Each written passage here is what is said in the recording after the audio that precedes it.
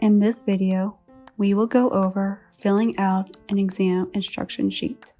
This is different from the faculty testing instruction form. The form is a general guideline and qualifications that could be applied to most exams. The sheet is providing specific details about this particular exam. It can be helpful for the ATC. First, go down to Select Action and pick Specify Exam Instructions. Check the box on the exam request you wish to fill out. Scroll down to click Confirm your selection to proceed. It will bring you to this page. The sheet will ask you for information specific to this exam. The first two questions will ask you about the exam format.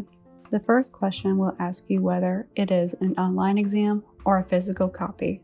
The second one is asking you to check off the type of exam it is. Submit your answers. One question will ask you what programs and/or softwares are students allowed to use for this exam. Please specify in the box. The following question is asking you to provide any helpful information about these programs that the student and the ATC should know. Please write them in the box.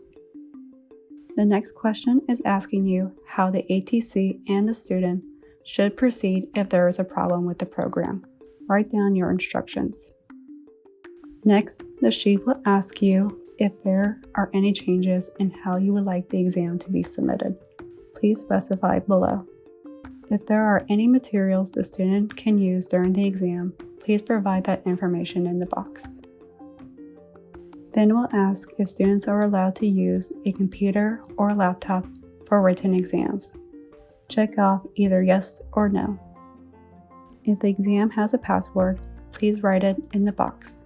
The last question is asking you to provide any additional information the ATC or the student should know about this exam. Review your exam instruction sheet before clicking Submit. After you submit the exam instruction sheet, it will be attached to the exam request. You can see it underneath the status column. If you have any questions, please contact the ATC.